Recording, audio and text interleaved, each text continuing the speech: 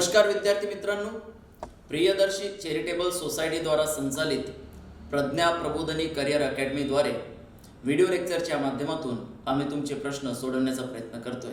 तर या व्हिडिओ सेशन्समध्ये आपणा सर्वांचं स्वागत आहे। तर या आधी आपण पर्यावरण हा विषय जे सुरू केलेला आहे त्यामधलं काही घटक आपण बघितलेला आहे। तर या घटकांतर्गत आपण जसं ऑर्गॅनिझम ज्याला आपण सजीव म्हणतोय, हा सजीव म्हणजेच काय तर इंडिव्हिज्युअल लिव्हिंग थिंग्स, जो एक घटक आहे ज्याला आपण सजीव म्हणतोय, जिवंत घटक जो सजीव म्हणतोय, त्या सजीवाविषयी बाकीच्या ज्या संकल्पना आहेत त्याच्या जगण्यासंबंधी उपयोगात येणाऱ्या परिसरातील काही संकल्पना आहेत ज्यावर आपण याआधी जोर दिलेला होता। हा भाग अतिशय महत्त्वाचा ठरलेला आहे परीक्षेच्या दृष्टिकोनातून। मग इथं आपण म्हटलं की पॉप्युलेशन, मग पॉप्युलेशन म्हणजेच काय, group of organism of one time that live in the same area.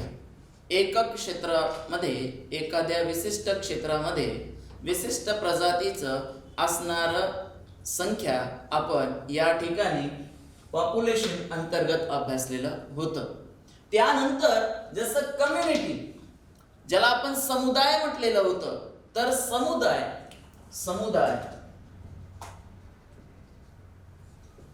आता समुदाय म्हणजेच काय, population that live together in the defined area. जेव्हा पॉप्युलेशनचा विचार करतोय तेव्हा पॉप्युलेशन मध्ये आपण एकाच विशिष्ट प्रजातीचा उल्लेख केलेला होता। एका विशिष्ट एरियामध्ये, हा जर एरिया असेल, विशिष्ट क्षेत्र असेल, डिफाइन्ड एरिया आहे हा, तर या एरियामध्ये समजा एकच प्रजाती आहे, विशिष्ट प्रजाती आहे, म्हणजे तिथं सिंह आहेत तर सिंहच आहे, हरण आहेत तर हरणच आहे, अशा प्रकारचं एकच प्रजाती जर असेल तर त्या ठिकाणी त्या प्रजातींच्या संख्येला आपण पॉप्युलेशन म्हटलेलं होतं।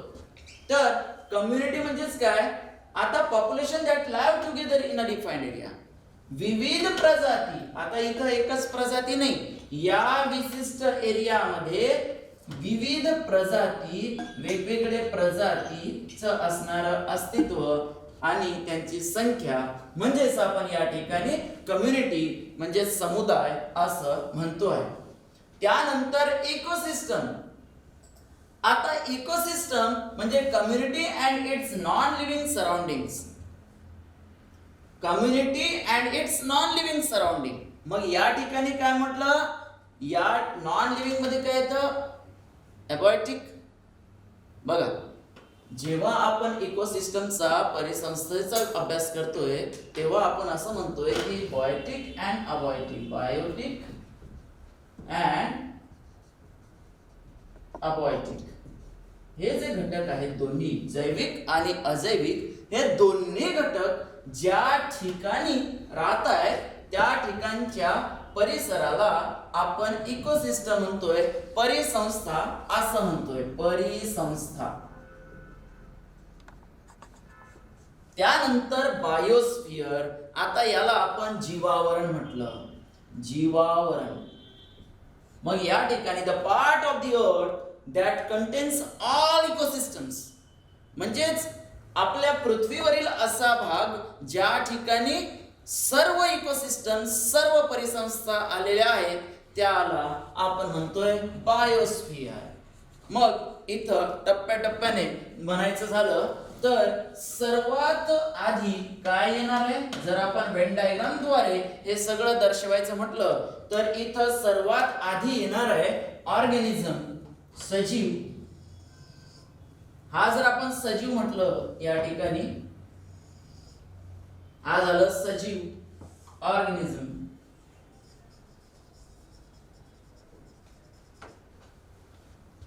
त्यानंतर यापेक्षा मोठी संकल्पना म्हणजेच एकच सजीव आहे, एकच प्रजातीचं आपण ऑर्गॅनिझम अंतर्गत गृहीत धरतोय, एकटं सजीव।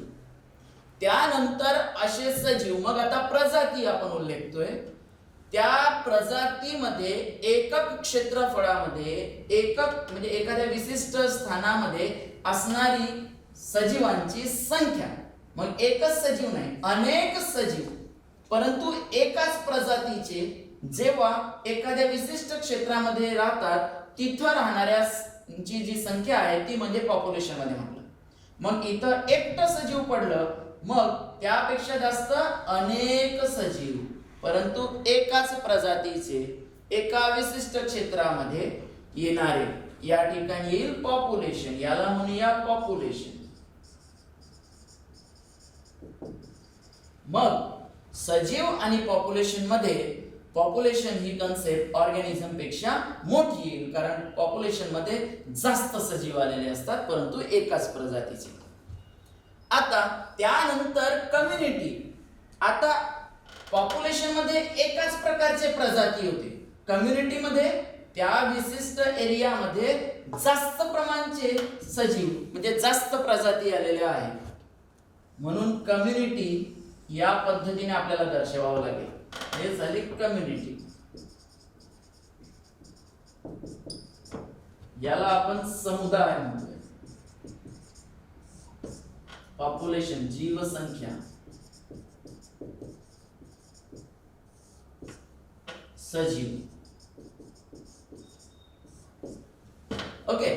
त्यानंतर आता अनेक प्रजाती एकाच क्षेत्रामध्ये राहत आहेत, ते समुदाय. त्यानंतर इकोसिस्टम. आता इकोसिस्टम मध्ये काय झालं की community and it's non living surrounding, म्हणजे एखाद्या विशिष्ट क्षेत्रामध्ये जे समुदाय राहत आहे, म्हणजेच अनेक प्रकारचे प्रजाती राहत आहेत, त्यांच्या सोबतीने त्या ठिकाणी आढळणारं नॉन लिव्हिंग जो सराउंडिंग आहे, ज्याला आपण ॲबॉटिक म्हटलं, ते सगळं. मग ॲबॉटिक मध्ये सूर्यप्रकाश आलं, तापमान आलं, पाणी, सगळं जमीन पासून सगळं आलेलं आहे, ते नॉन लिव्हिंग या ठिकाणी येईल. म्हणजेच कम्युनिटी पेक्षा हे जी इकोसिस्टमची संकल्पना आहे ही विस्तृत आहे, मोठी आहे. म्हणून या ठिकाणी आपण आता असं म्हणूया, हा झालं इकोसिस्टम.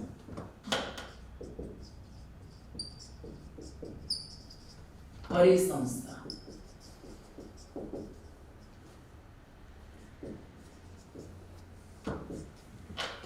आता त्यानंतर बायोस्फियर, जीवावरण. कारण अनेक इकोसिस्टम पृथ्वीवरील ज्या भागामध्ये दिसून येतात त्या भागाला आपण म्हणतोय बायोस्फियर. मग बायोस्फियर हा त्याही पेक्षा मोठा, या पद्धतीने. आता याला आपण म्हणूया बायोस्फियर.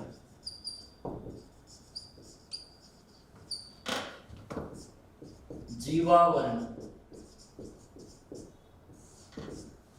म्हणजे जिथं सजीव आढळतं, मग ते पाण्यात असू द्या, जमिनीवर असू द्या की हवेत असू द्या, त्या तिन्ही ठिकाणचा प्रदेश ज्याला आपण जीवावरण म्हणतोय. हे अशा पद्धतीने आपल्याला ज्या संकल्पना आहेत त्या समजून घेता येतील. टी डायग्राम थ्रू हे समजणं अतिशय सोपं असतं. आता जसं तर तसं या टी डायग्राम वर तर प्रश्न येत नाहीत एमपीएससी द्वारे, परंतु जे कन्सेप्ट आपण आतापर्यंत अभ्यासलेले आहेत ते थोडक्यामध्ये जर लक्षात ठेवायचं असेल तर हा जो टी डायग्राम वेन डायग्राम नाही, हा जो वेन डायग्राम आहे, हा वेन डायग्राम आपल्याला निश्चितच फायदेशीर ठरतं. या वेन डायग्रामच्या माध्यमातून आपण संपूर्ण संकल्पना हे जास्त वेळपर्यंत लक्षात ठेवू शकतोय. त्यानंतर आता पुढचा भाग, या आपण इकोसिस्टम सुरू करतो आहे. इकोसिस्टम मध्ये आपण म्हटलं की community and it's non living surroundings. यामध्ये विविध प्रकारच्या इकोसिस्टम्स आहेत. त्या इकोसिस्टम्स कसे आणि तिथून नेमकं काय अभ्यासायचं आहे त्यावर आता फोकस करूया. बरं, हा या ठिकाणी जे काही मी तुम्हाला समजावून सांगितलं, वेन डायग्रामच्या माध्यमातून समजावण्याचा प्रयत्न केलं, हा भाग तुम्हाला समजलेला आहे का? रिप्लाय द्या. ओके. हा,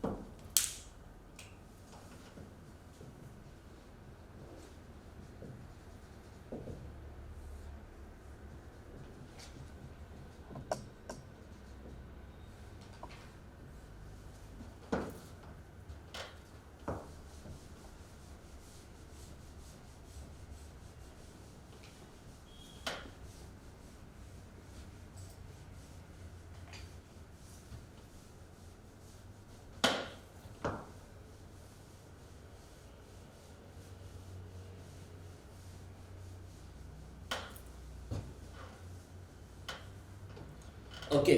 तर विद्यार्थी मित्रांनो, परिसंस्था म्हणजे ज्या ठिकाणी ऑल इकोसिस्टम्स येतील आणि त्यासोबतच नॉन लिव्हिंग सराउंडिंग येईल. आता परिसंस्थेचा जेव्हा आपण विचार करतोय तेव्हा त्या ठिकाणी आपल्याला जसं विविध परिसंस्था आलेल्या आहेत, जसं सागरी परिसंस्था असेल, भूपरिसंस्था असेल म्हणजेच पाण्यातील परिसंस्था, त्याच पद्धतीने जमिनीवरील परिसंस्था आहेत, त्याचे सुद्धा विविध प्रकार पडतात.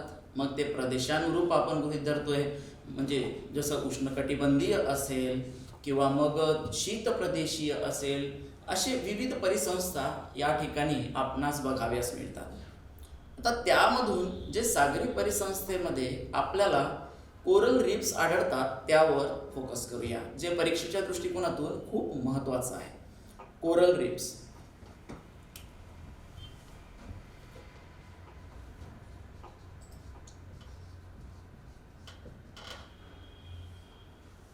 ज्याला आपण प्रवाळ भित्तिका म्हणतोय.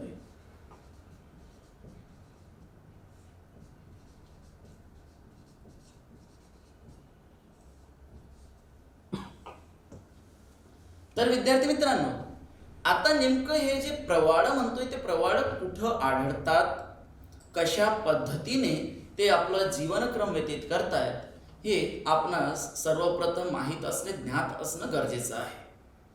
जसं समुद्र म्हटलं तर समुद्रामध्ये आपण टी व्हीवर बघतोय की नाही, त्या टी व्हीवर जेव्हा आपण समुद्र बघतोय तिथं आपल्याला पाण्यामध्ये काही वनस्पती स्वरूपातील म्हणजे विविध रंगामध्ये रंगछटा असलेले काहीतरी वनस्पती असल्यागत काही त्या ठिकाणी दिसून येतं पदार्थ, ज्याच्या सभोवती खूप सारे मासे दिसून येतात, लहान लहान मासे. मग हा जो पदार्थ आहे जे जमिनीवर म्हणजे जसं आपण जमिनीवर म्हणजेच इथं पाणी आहे, समुद्र, आणि या समुद्राचा जो पृष्ठभाग आहे, जो जमिनीसारखा भाग आहे, हा या समुद्राच्या पृष्ठभागावर आपल्याला काही वनस्पतीसारखं काही भाग इथं दिसून येतात, रंगीबेरंगी दिसून येतात. आणि याच्या सभोवती आपल्याला मासे दिसून येतात, खूप सारे मासे इथं बघाव्यास आपणास मिळतात.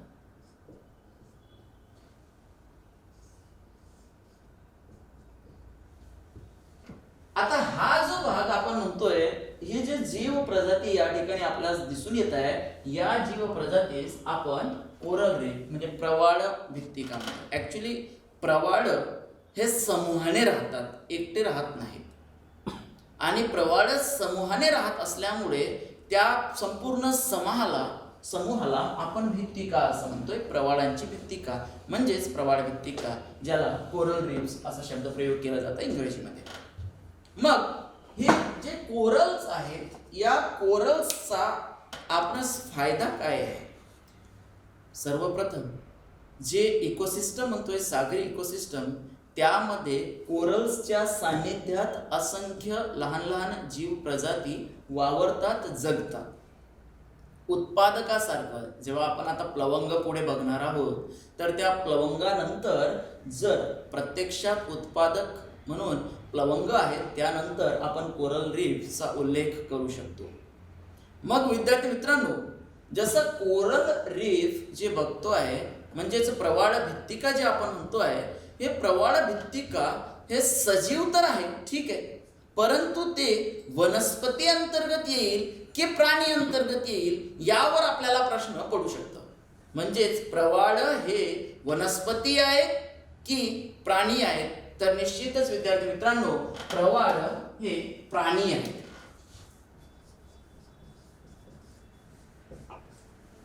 मग प्राण्यांमध्ये जो सिलेंटराटा आपण गट पाडलेले आहेत, प्राण्यांची विभाजन केलेले आहे फायलम मध्ये, तर फायलम सिलेंटराटा जे आहे, सिलेंटराटा, या सिलेंटराटामध्ये जो क्लास आहे ज्याला आपण वर्ग म्हणतोय अँथोझोआ, या अँथोझोआ वर्गातील प्राणी म्हणजेच कोरल्स आलेत, कोरल रीफ. मग कोरल रीफ हे स्वतःचं अन्न स्वतः तयार करीत असत. आणि आपण स्वतःचं अन्न स्वतः तयार करू शकतो असं प्राण्यांच्या बाबतीत म्हणत नाही. कुठलेही प्राणी आलेत तर ते प्राणी हे पूर्णपणे परपोषी असतात, हेटरोट्रॉपिक आहेत, असं आपण या आधी जे लेक्चर्स बघितले त्यामध्येच दर्शवलेलं होतं, सांगितलेलं होतं. मग या ठिकाणी कोरल्स म्हणजे जे प्रवाळ आहेत, या प्रवाळांना आपण प्राणी म्हणतोय. मग प्राणी असून ते स्वतःमध्ये अन्न निर्मिती कसं करू शकतात? अन्न निर्मिती म्हणजे स्वतःमध्ये अन्नाची निर्मिती करतात. मग या ठिकाणी अन्न निर्मिती म्हटलं तर परत कोणत्या पद्धतीने अन्नाची निर्मिती होत आहे? सूर्यप्रकाशाच्या सानिध्यात होतं की रसायनांच्या सानिध्यात होतं? हाही मुद्दा तितकंच महत्वाचा आहे. तर विद्यार्थ्यांनो, या ठिकाणी जे कोरल्स आहेत, हे कोरल्स म्हणजेच प्रवाळ स्वतःच्या शरीरामध्ये अन्नाची निर्मिती करतात. मग अन्नाची निर्मिती करतात ते कशाच्या माध्यमातून? सूर्यप्रकाशाच्या माध्यमातून, सूर्यप्रकाशाच्या सानिध्यात. जर सूर्यप्रकाश असेल तर अन्नाची निर्मिती शक्य आहे आणि सूर्यप्रकाश नसल्यास अन्नाची निर्मिती शक्य नाही. मग सूर्यप्रकाशाच्या सानिध्यात अन्नाची निर्मिती करीत असल्यामुळे याला आपण म्हणतोय फोटोसिंथेटिक. मग आता जो प्रश्न होतो की जर प्राणी आहे, मग प्राणी असूनही स्वतः अन्नाची निर्मिती कसं काय करू शकतात? तर त्याला कारण असं आहे, कारण आपण याआधी म्हटलं की कुठलेच प्राणी हे स्वतःच्या शरीराअंतर्गत अन्नाची निर्मिती करू शकत नाही. मग प्राणी असूनही जर हे प्रवाळ स्वतःच्या शरीराअंतर्गत अन्नाची निर्मिती करतायत तर त्याला कारण म्हणजेच काय? यांच्या शरीरामध्ये म्हणजे हे जे प्रवाळ आहेत, या प्रवाळांच्या शरीरामध्ये, उद्यानामध्ये, टिश्यूजमध्ये जे शैवाल आढळतात, अल्गीज, शैवाळ, सिम्बायोटिक शैवाळ ज्याला आपण म्हणतोय, सिम्बायोटिक असणारे, मग सहजीवी शैवाळ जे आढळतात त्या शैवाळांच्या नावावर आपल्याला बऱ्याचदा प्रश्न येतो. तर शैवाळ जे झूझॅन्थेली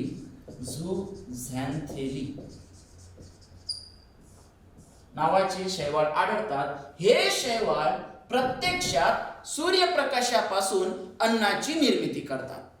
बघा काय म्हटलं की जे प्रवाळ आहे, हे जे प्रवाळ हे प्राणी आहेत, कारण सेलेंटराटा मधील वर्ग अँथोझोआमध्ये मोडणारे प्राणी आहेत, परंतु स्वतःच्या शरीरामध्ये अन्नाची निर्मिती करतात. त्याला कारण काय आहे? ते स्वतः अन्नाची निर्मिती करू शकत नाहीत, परंतु त्यांच्या उतींमध्ये जे शैवाळ आढळतात, झूझॅन्थेली नावाचे शैवाळ आढळतात, हे शैवाळ प्रत्यक्षात सूर्यप्रकाशाच्या माध्यमात अन्नाची निर्मिती करतात. आणि म्हणून आपण या संपूर्ण प्रवाळांना स्वतःचे अन्न स्वतः निर्माण करणारे म्हणतोय. मग आता इथं नीट लक्ष द्या. जसं पाण्यामध्ये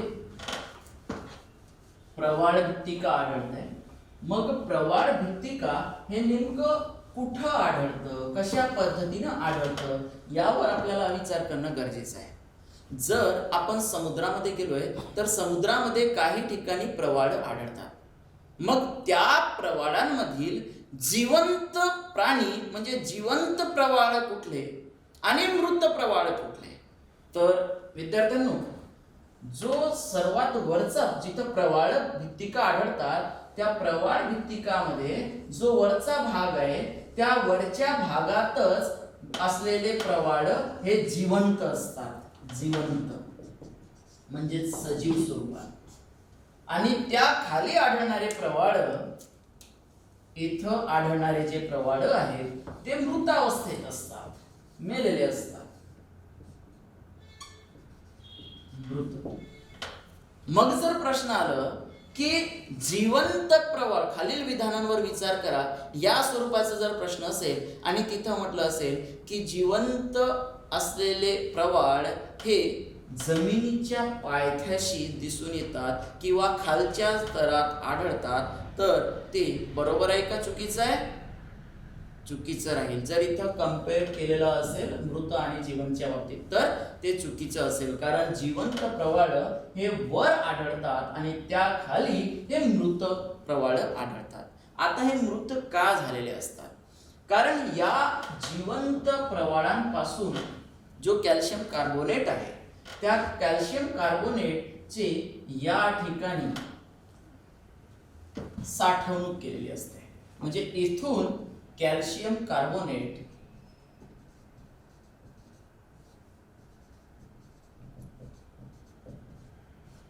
हे खालच्या भागामध्ये असणाऱ्या प्रवाळांवर येऊन साठतात आणि त्यामुळे या कॅल्शियम कार्बोनेटमुळे हे खालील भागात असणारे जे प्रवाळ आहेत ते मृत पावतात आणि म्हणून फक्त वर असणारे जिवंत, खाली असणारे मृत असं आपण म्हणतोय. आता प्रवाळ आढळण्याकरिता पोषक स्थिती कुठली असेल या भागावर आपल्याला प्रश्न विचारण्यात येऊ शकतात. जसं प्रवाळ म्हटलं त्यांच्याकरिता पोषक स्थिती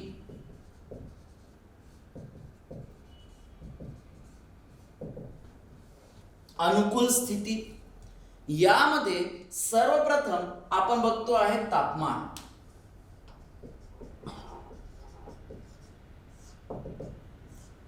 तर विद्यार्थ्यांनो लक्ष द्या, आता तापमानाचा विचार केला तर तापमान जसं एक तर निश्चित झालेलं आहे की जे प्रवाळ आहेत त्या प्रवाळांना जगण्याकरिता सूर्यप्रकाशाची गरज आहे. का सूर्यप्रकाशाची गरज आहे? कारण प्रवाळांच्या अंतर्गत ऊतींमध्ये आढळणारे जे झूझॅन्थेली नावाचे शैवाळ आहेत त्यांना अन्न निर्मिती करण्याकरिता सूर्यप्रकाशाची गरज आहे. मग इथं तापमान, प्रवाळ जास्त तापमान असलेल्या ठिकाणी आढळत नाही की कमी तापमान असलेल्या ठिकाणी सुद्धा आढळत नाही. मग तापमान हा विशिष्ट असायला पाहिजे. मग तो विशिष्ट तापमान काय? तर इथं 16 डिग्री सेल्सिअस ते 35 डिग्री सेल्सिअस या तापमानामध्ये आपल्याला प्रवाळ आढळून येतात.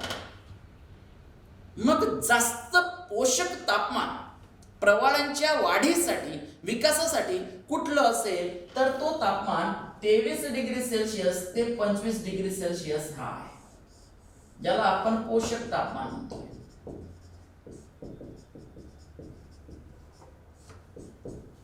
विद्यार्थ्यांनो लक्ष द्या, या ठिकाणी तापमानाचा जेव्हा आपण उल्लेख करतोय की जिथं तापमान ज्या, बघा सर्वप्रथम तर असं सांगूया की समुद्रामध्ये आपल्याला प्रवाळ भित्तिका आढळतात. मग समुद्रामध्ये, सागरामध्ये जे प्रवाळ भित्तिका आहे तर त्या सागराचं, त्या समुद्राचं तापमान हा कमीत कमी 16 डिग्री सेल्सिअस ते जास्तीत जास्त 35 डिग्री सेल्सिअस एवढं असायला पाहिजे पाण्याचं तापमान. 16 डिग्री सेल्सिअस ते 35 डिग्री सेल्सिअस या तापमानामध्ये आपल्याला प्रवाळ भित्तिका आढळून येतील.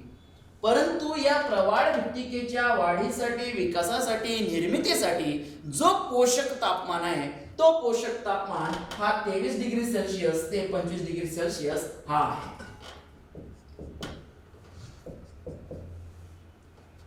मग आता दुसरा मुद्दा या ठिकाणी म्हणतोय की स्वच्छ पाणी. आता स्वच्छ पाणी असणं गरजेचं आहे. बघा, समजा सागरातील पाणी हा स्वच्छ नसलं तर या सागराच्या पाण्याच्या वरचा जो लेयर आहे या लेयर पासून सूर्याचे किरण हे आत जाऊ शकणार नाहीत. मग सूर्याचे किरण पाण्याच्या आत जर जाऊ शकले नाही तर पाण्याच्या आत जिथं प्रवाळ वाढलेले आहेत की प्रवाळ भित्तिका आढळतोय त्या ठिकाणापर्यंत सूर्यप्रकाश न गेल्याने त्या प्रवाळांमध्ये अन्नाची निर्मिती होणार नाही आणि त्यामुळे तिथं सजीव, म्हणजे हे जे प्रवाळ आहेत ते जिवंत राहू शकणार नाहीत, मृत पावतील. मग या पाण्याची शुद्धता म्हणजे पाणी स्वच्छ असायला पाहिजे, म्हणजे त्या पाण्यातून सूर्यप्रकाश आतपर्यंत, प्रवाळांपर्यंत पोहोचता येणे गरजेचं आहे. मग अशा वेळेस आपण असं म्हणूया की पाणी स्वच्छ असेल त्या ठिकाणी आपल्याला प्रवाळ भित्तिका आढळून येईल आणि जिथं पाणी स्वच्छ नाही तिथं प्रवाळ भित्तिका आढळणार नाही. त्यानंतर आपण सूर्यप्रकाश म्हणूया. परत हाच मुद्दा इथं आलेला आहे. सूर्यप्रकाश, सनलाइट. आता पाण्यामध्ये जर आपण म्हटलं स्वच्छ पाणी आहे तर त्या ठिकाणी आपल्याला प्रवाळ भित्तिका आढळतात.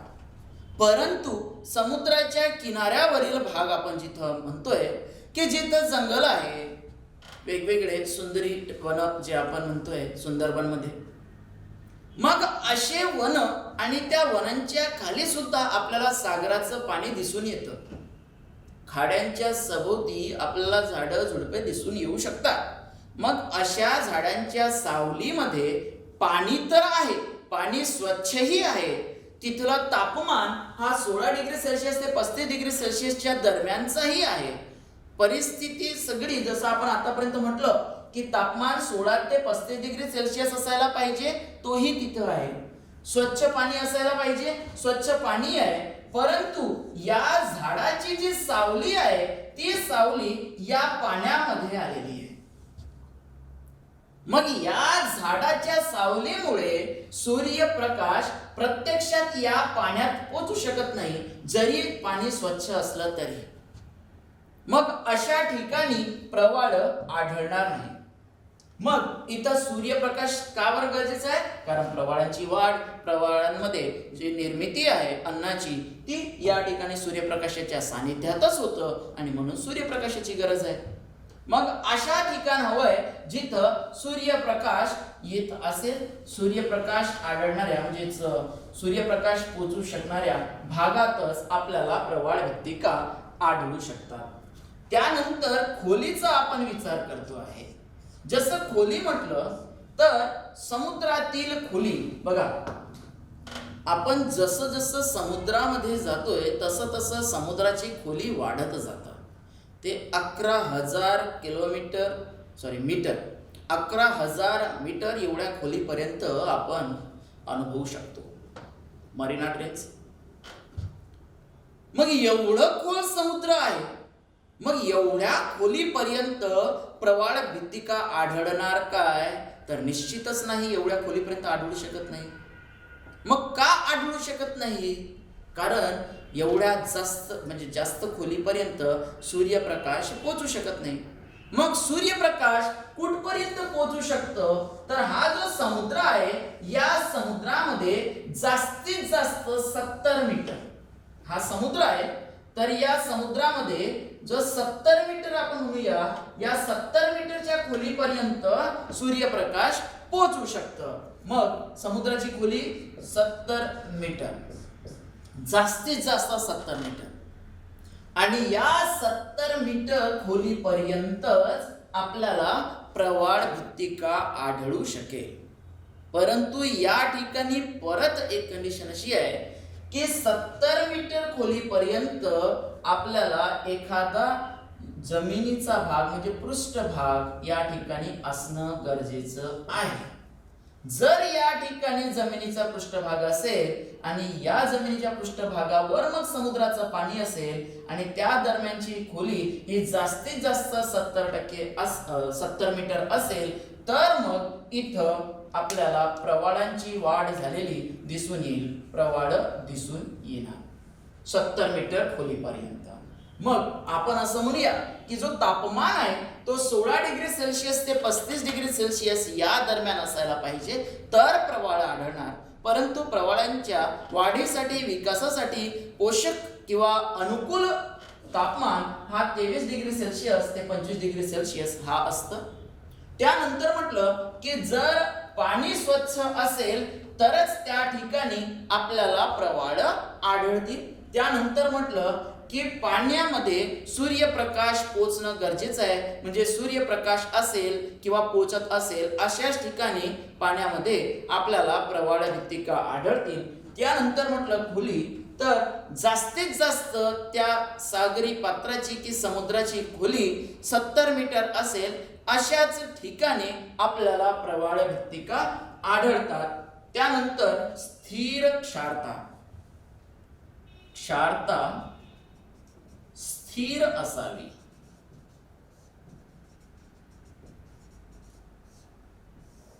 आता क्षारता स्थिर असावी म्हणजे नेमकं काय, लक्षात द्या.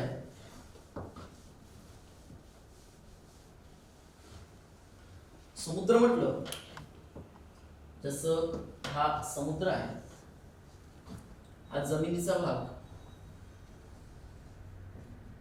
जमीन. मग जमिनीपासून वाहणाऱ्या ज्या नद्या आहेत किंवा वॉटर स्ट्रीम्स आहेत वेगवेगळे पाण्याचे प्रवाह, ते पाण्याचे प्रवाह स्वतः बरोबर वाहताना गाळ घेऊन येतात, ज्याला आपण माती म्हणतोय.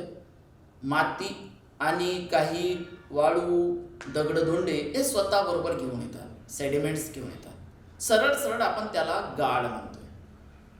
मग हे जे पाण्याचे प्रवाह आहेत, वॉटर स्ट्रीम्स आहेत, स्वतः बरोबर गाळ घेऊन येत असताना तो पाणी पुढे जाऊन एखाद्या सागरास, समुद्रास मिळतोय.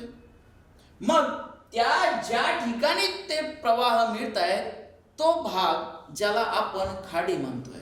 आता खाडी म्हणजे नेमकं काय, या ठिकाणी लक्ष द्या. जिथं जमिनीचं क्रिक्स, ओके, हा जमिनीचा भाग, या भागामध्ये जमीन आहे.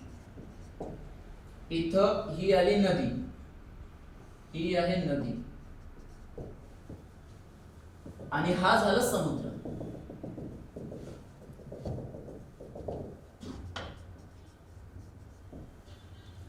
तर समुद्राचं पाणी नदीच्या मुखातून जमिनीच्या आत गेलेलं असतं. प्रत्यक्षात भरतीच्या वेळी समुद्राचं पाणी, नदीचा हा जो मुख आहे, मुख म्हणजेच काय, नदी वाहत येऊन ज्या ठिकाणी समुद्रात जाऊन मिळतं तो भाग. तर इथून समुद्राचं पाणी भरतीच्या वेळेस जेव्हा वाढतं तेव्हा तो पाणी परत फिरतं नदीच्या मुखातून, म्हणजेच जमिनीच्या आत जातं. आता प्रत्यक्षात हा जो भाग आहे, या भागाला आपण म्हणतोय खाडी, क्रिक्स. मग या खाडीमध्ये आपल्याला नदीचं पाणी दिसून येतं आणि या नदीच्या पाण्याद्वारे इथं गाळ पण आलेलं असेल, म्हणजेच इथलं जो पाणी आहे तो पाणी गाळ मिश्रित असेल, कारण नदीने वाहून आणलेला गाळ तिथं जमा होतोय म्हणून. या ठिकाणी आपल्याला प्रवाळ भित्तिका आढळतात की आढळणार नाही यावर विचार करायचा आहे. तर निश्चितच विद्यार्थी मित्रांनो, इथं प्रवाळ भित्तिका आढळणार नाही. आता अशा खाडीचं जर आपण म्हटलं, इथं पहिलं जे दिलेलं होतं तापमान, तर तापमान 16 ते 35 डिग्री सेल्सिअस आहे, ओके.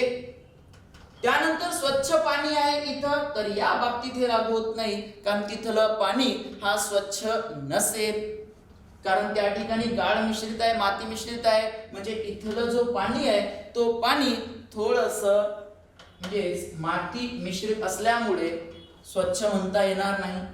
त्यानंतर सूर्यप्रकाश, आता सूर्यप्रकाश या ठिकाणी पोहोचतं, परंतु आतपर्यंत जाणार नाही, कारण तिथं पाणी पूर्णपणे स्वच्छ नाही. खोली 70 मीटर पर्यंत खोली आहे इथं, नो इश्यू. परंतु जी क्षारता आहे, जे निश्चित क्षारता आहे, क्षारता म्हणजेच काय, तर पाण्यातील क्षारांचे असणारे निश्चित प्रमाण, ज्याला आपण स्थिर क्षारता म्हणतोय. मिनरल्स, मग मिनरल्स म्हणजे जे क्षारांचे जे प्रमाण आहेत ते जर निश्चित असेल तर त्या ठिकाणी आपल्याला प्रवाळ आढळतात, आणि ज्या ठिकाणी अनिश्चितता असतं त्या ठिकाणी प्रवाळ आढळून येणार नाही. मग अनिश्चितता म्हणजे काय, नदीद्वारे क्षारांचं वहन होत आहे, मग ते कधी कमी कधी जास्त या स्वरूपामध्ये निश्चितच असेल. त्यामुळे अशा खाडी क्षेत्रामध्ये निश्चित क्षारता म्हणजे किंवा क्षारता स्थिर नसल्यामुळे आपल्याला प्रवाळ भित्तिका आढळून येत नाही. मग प्रवाळ भित्तिका असण्याकरिता निश्चित तापमान, स्वच्छ पाणी, सूर्यप्रकाश पोचायला पाहिजे, 70 मीटर पर्यंत खोली असावी, आणि त्या पाण्याची जी क्षारता आहे ते स्थिर असावी, तरच त्या ठिकाणी आपल्याला प्रवाळ भित्तिका आढळून येतील. तर असं आपल्याला प्रवाळ भित्तिकेच्या बाबतीत सांगता येईल. त्यानंतर जसं आता आपण म्हणूया की प्रवाळ भित्तिकांचे जे प्रकार आहेत ते प्रकार कोणते आणि कोणत्या प्रकारचे प्रवाळ भित्तिका आपल्या भारतामध्ये आढळतात यावर आपल्याला प्रश्न येऊ शकतात. तर ती बाब आपल्या महत्त्वाची आहे. तर लक्ष द्या. प्रवाळ भित्तिकेचे जे प्रकार आहेत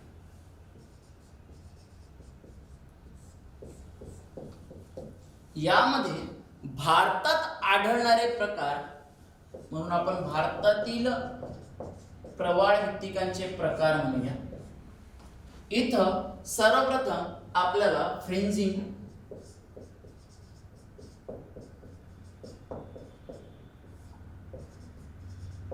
प्रवाळ भित्तिका, फ्रिंजिंग कोरल रीफ, त्यानंतर दुसरं ज्याला आपण प्लॅटफॉर्म म्हणतोय, प्लॅटफॉर्म प्रवाळ भित्तिका,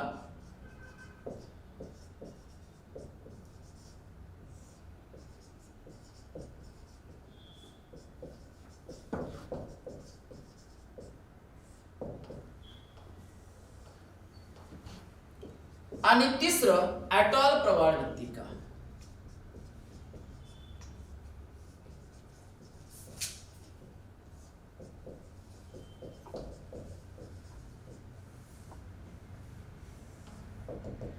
असे 3 प्रकारचे प्रवाळ भित्तिका आपल्याला भारतामध्ये आढळून येतात. ओके.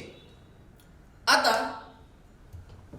फ्रिंजिंग प्रवाळ भित्तिका, प्लॅटफॉर्म प्रवाळ भित्तिका आणि ॲटॉल प्रवाळ भित्तिका हे जे 3 प्रवाळ भित्तिका आहेत यामधून जे फ्रिंजिंग प्रवाळ भित्तिका आहे ही फ्रिंजिंग प्रवाळ भित्तिका आपल्याला मन्नारचे आखात,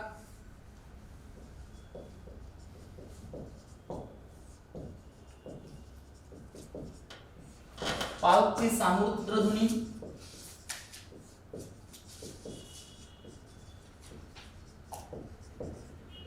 आणि अंदमान निकोबार बेट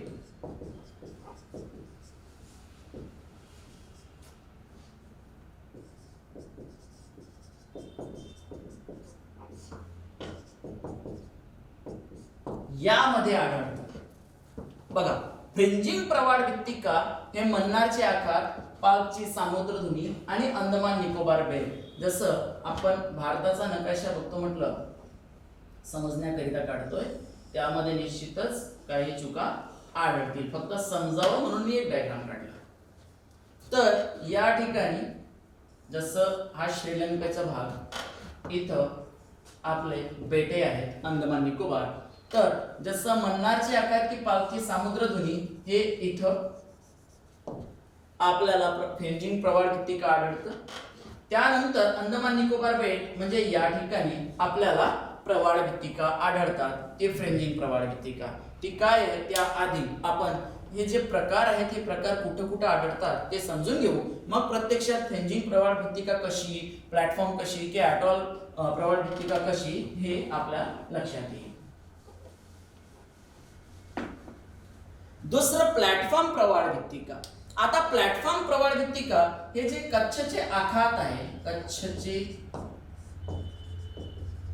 आखात या ठिकाणी आढळतं. तर ॲटॉल प्रवाळ भित्तिका लक्षद्वीप बेटांमध्ये आढळतं.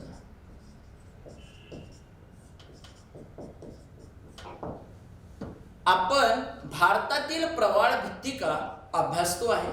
या भारतातील प्रवाळ भित्तिकामध्ये फ्रिंजिंग, प्लॅटफॉर्म आणि ॲटॉल हे 3 प्रकारचे प्रवाळ भित्तिका आपल्याला आढळतात. जसं पहिलं फ्रिंजिंग, मन्नारचे आखात, पाकची सामुद्रधुनी, अंदमान आणि निकोबार बेटे या दरम्यान आढळतं. प्लॅटफॉर्म प्रवाळ भित्तिका कच्छच्या आखातांमध्ये आढळतात. तर ॲटॉल प्रवाळ भित्तिका हे लक्षद्वीप बेटांमध्ये आढळतात. तर विद्यार्थी मित्रांनो, जसं या ठिकाणी आपण फ्रिंजिंग प्रवाळ भित्तिका म्हटलं तर फ्रिंजिंग प्रवाळ भित्तिका नेमकी कशी असते, जसं थोड्या वेळापूर्वी आपण अभ्यासलेलं आहे की जे प्रवाळ आहे ते जास्तीत जास्त 70 मीटर खोलीपर्यंत असायला पाहिजे आणि त्यांना आधाराकरिता जमिनीच्या खाली पृष्ठभागाची गरज पडते. मग एखादा उंचवटा, मग पर्वताचा भाग असू शकतं किंवा पाण्यामध्ये बुडलेल्या अवस्थेतील जे डोंगर आहेत, उंचवटे आहेत, या ठिकाणी आपल्याला जसं हा पाण्याच्या आतमधील भाग झाला, इथून पाणी आलेलं आहे किंवा असं म्हणूया की या ठिकाणी पाणी आलेलं आहे, असं या पाण्यामध्ये 70 मीटर पर्यंत खोली असलेला भाग म्हणजेच कोणतं, हा भाग.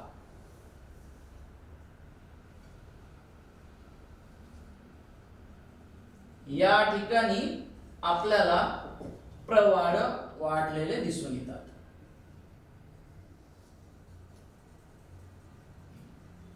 जास्तीत जास्त खोली 70 मीटर पर्यंत आहे. हे अशा पद्धतीने प्रवाळ, हे जे ग्रीन कलर मध्ये हिरव्या रंगाने रंगविलेला भाग आहे तो भाग आपण प्रवाळांचं म्हणतोय. आणि अशा प्रकारची जी प्रवाळ भित्तिका आहे ज्याला आपण फ्रिंजिंग प्रवाळ भित्तिका असं म्हणतोय. मग वरून जर बघायचं म्हटलं तर वरून हे कशा पद्धतीने दिसून येतं, हा मधला भाग, हा उंचवटा मधला, आणि त्याच्या सभोवती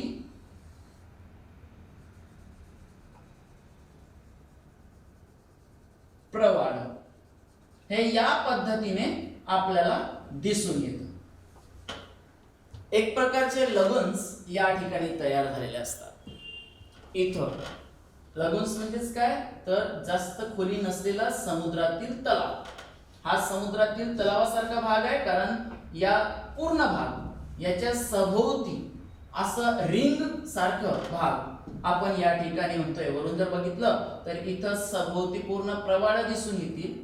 मधला भाग हा उंचवटा असेल किंवा एखादं पर्वताचं शिखर असेल, म्हणजे पाण्यामध्ये बुडालेल्या शिखराचं, आणि याचा हा जो जवळ लगतचा जो भाग आहे हा तलावासारखा भाग असेल. म्हणजेच या ठिकाणी पाण्याची खोली, पाण्यातील जो पात्र आहे तो जवळ आहे, जास्त खोली नाहीये असा भाग असेल समुद्रातील, म्हणजे तो लगुन्सचा भाग आहे. हे या पद्धतीची जी प्रवाळ भित्तिका आहे, या प्रवाळ भित्तिकेला आपण फ्रिंजिंग प्रवाळ भित्तिका म्हणतोय, जे मन्नारचे आखात, पालकची सामुद्रधुनी आणि अंदमान निकोबार बेटे यामध्ये आढळतं. त्यानंतर जसं ॲटॉल रीफ म्हटलं, आता ॲटॉल रीफ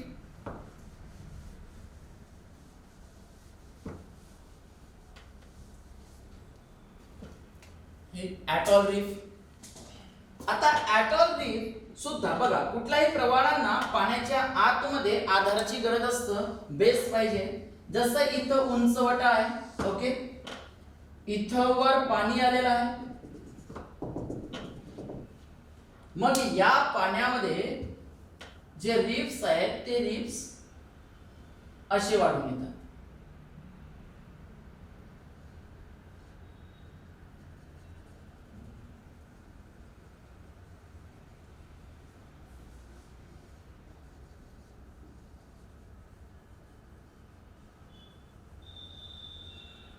आता फ्रिंजिंग मध्ये आणि ॲटॉल मध्ये काय फरक आहे?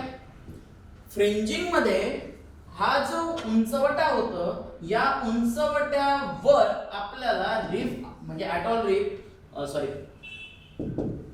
कोरल रीफ आढळलेले नव्हते.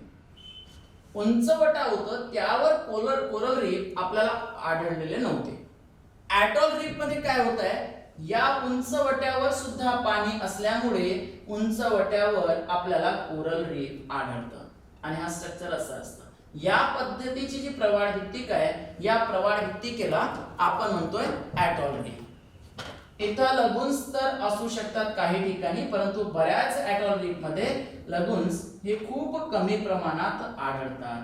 हा जो सरफेस आहे, हा सरफेस आपल्याला सहज दिसू शकतं पाण्यातून. इथून जर बघितलं तर इथं पाण्याच्या आतमध्ये बुडालेल्या अवस्थेमध्ये आपल्याला हे जे कोरल रीफ्स आहेत ते दिसू शकतात असं. मग ॲटॉल रीफ कुठे आढळतं, तर लक्षद्वीप बेटांमध्ये आढळतं. त्यानंतर प्लॅटफॉर्म प्रवाळ भित्तिका. आता प्लॅटफॉर्म प्रवाळ भित्तिका म्हणजेच ज्या ठिकाणी जमीन आहे आणि ही जमीन या समुद्रामध्ये बुडालेल्या अवस्थेत आहे, तर इथं सरळ सरळ प्रवाळ अशा पद्धतीने जे आढळून येतात ते प्लॅटफॉर्म प्रवाळ भित्तिका म्हणून आपण अभ्यासतोय, जे कच्छच्या आखातांमध्ये आपल्याला आढळून येतात। अशा पद्धतीने आतापर्यंत आपण जे भारतातील प्रवाळ भित्तिका आहेत त्याचे प्रकार बघितले। भारतामध्ये 3च प्रकारचे प्रवाळ भित्तिका आढळतात। असे तर प्रवाळ भित्तिकांचे प्रकार 15 पेक्षा जास्त आहेत, परंतु आपल्याला फक्त भारतातील प्रवाळ भित्तिका कोणते, कुठं आढळतात या संबंधीचे प्रश्न येतं, म्हणून आपण त्याचाच अभ्यास करतोय। परंतु ग्रेट बॅरियर रीफ हे जे ऑस्ट्रेलियातील आहे, हा जो वेगळा प्रकार आपण अभ्यासतोय या प्रवाळ भित्तिकेचं, तो जगातील सर्वात मोठं प्रवाळ भित्तिकेचं आपण म्हणू शकतोय। ग्रेट बॅरियर रीफ नाव लक्षात असू द्या। ग्रेट बॅरियर रीफ कुठं आहे तर ऑस्ट्रेलिया, जे जगातील सर्वात मोठी प्रवाळ भित्तिका आहे, ग्रेट बॅरियर रीफ।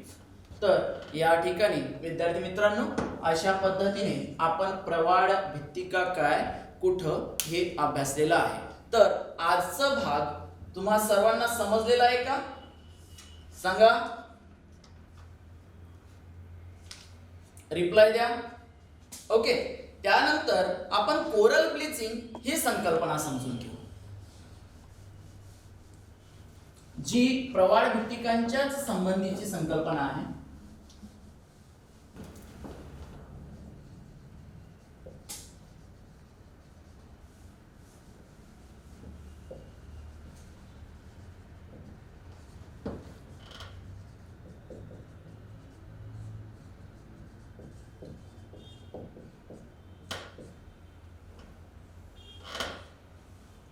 आता कोरल ब्लीचिंग म्हणजे नेमकं काय? कोरल ब्लीचिंग द्वारे परिस्थिती कशी निर्माण होत आहे कोरलांच्या संबंधी याविषयी आपल्याला माहिती असणं गरजेचं आहे। इथं जसं कोरल रीफ म्हटलं तर कोरल रीफ हे स्वच्छ पाणी ज्या ठिकाणी असेल त्या ठिकाणी आढळतील, बाकीची परिस्थिती कशी असेल त्यावर आपण डिस्कस केलेला आहे। मग विचार करा की पाण्यामध्ये कधी कधी जसं समुद्राचा विचार केला तर समुद्रातून एका देशातून दुसऱ्या देशामध्ये हे प्रवास चालतात जहाजांच्या माध्यमातून, नाव, शिप जे आपण गृहीत धरतोय।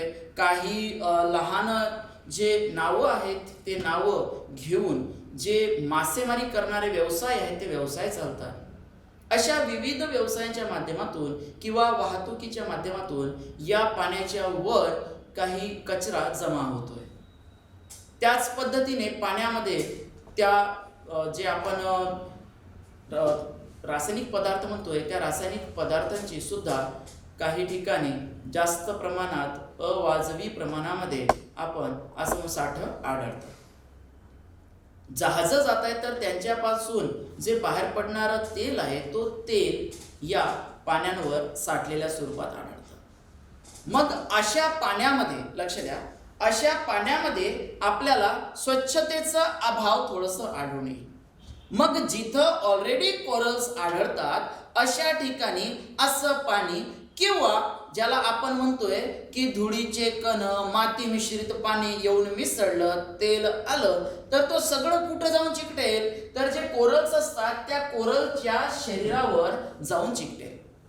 आता कोरलच्या बाहेरचं म्हणजे जो शरीर आहे त्या शरीरावर जर असं पदार्थ, असा चिकट पदार्थ जाऊन चिकटलं तर मग त्या कोरल्स पर्यंत प्रत्यक्षात सूर्यप्रकाश पोहोचू शकणार नाही आणि अशा वेळेस जे कोरल्स आहेत ते मृत पावण्याचं म्हणजे चान्स असतं। मग या वेळेस स्वतःचा बचाव करण्याकरिता कोरल्स काय करतं तर त्यांच्या शरीरामध्ये जे झूझॅन्थेली नावाचे जे शैवाल असतात त्यांना बाहेर काढतात। बघा, कोरल्स जे असतात हे कोरल ज्यांना आपण प्रवाळ म्हणतोय, हे प्रवाळ त्यांच्या शरीरामध्ये असलेले, उतींमध्ये असलेले झूझॅन्थली नावाचे जे शैवाळ असतात, या शैवाळांना स्वतःच्या शरीराच्या बाहेर काढतात आणि त्यामुळे काय होतं तर या शैवाळांमुळेच या प्रवाळांना रंग प्राप्त झालेला असतं. विविध रंगछटा जे आपण बघतोय प्रवाळांची, ते कशामुळे तर या शैवाळांमुळे. परंतु स्वतःचा बचाव करण्याकरिता कोरल्स स्वतःच्या बाह्य शरीरातील जे माती आहे, मड आहे की तेल मिश्रित पदार्थ जो चिकटलेला आहे त्याला बाहेर काढताना शैवाळांना बाहेर काढतं आणि त्यामुळे ते जे कोरल्स आहेत ते शुभ्र दिसू लागतात. शुभ्र म्हणजेच पांढुरके दिसू लागतात, कारण आता त्यामध्ये झूझॅन्थली आपल्याला आढळणार नाही ज्यांच्यापासून रंग प्राप्त झालेला होता. आणि ही जी पद्धती या ठिकाणी प्रवाळ अनुभव म्हणजेच अवलंबतात, याच पद्धतीला प्रवाळांची कोरल ब्लिचिंग असं म्हणतोय. मग विद्यार्थ्यांनो, कोरल ब्लिचिंगमुळे प्रवाळ म्हणजेच जगण्याचं जो प्रमाण आहे तो वाढेल. कोरल ब्लिचिंगमुळे प्रवाळ जगतील की मरतील असा प्रश्न तुमच्या पुढे पडलेला असेल तर निश्चितच विद्यार्थी मित्रांनो, कोरल ब्लिचिंगमुळे प्रवाळांचं मृत्यूचं प्रमाण जास्त आहे. समजा कोरल ब्लिचिंग झालेली आहे, सर्व शैवाळ कोरलच्या बाहेर आलेले आहेत, प्रवाळांच्या बाहेर पडलेले आहेत, अशा वेळेस जिथपर्यंत प्रवाळांची नवनिर्मिती त्यांच्या शरीरात होत नाही तिथपर्यंत हे जे कोरल्स आहेत ते कोरल्स जगू शकत नाहीत. मग अशा वेळेस जर त्या प्रवाळांची नवनिर्मिती लवकर झाली तर ते जे प्रवाळ आहेत ते जगू शकतील, अन्यथा मृत पावतील. अशा पद्धतीचे जी संकल्पना आहेत कोरल ब्लिचशी संबंधित, त्यावर विविध स्वरूपातील प्रश्न येऊ शकतात, तर ते माहीत असणं आपल्या फायद्याचं ठरतं परीक्षेच्या दृष्टिकोनातून. तर आजचा भाग सर्वांना समजलेला आहे का? रिप्लाय द्या. रिप्लाय द्या.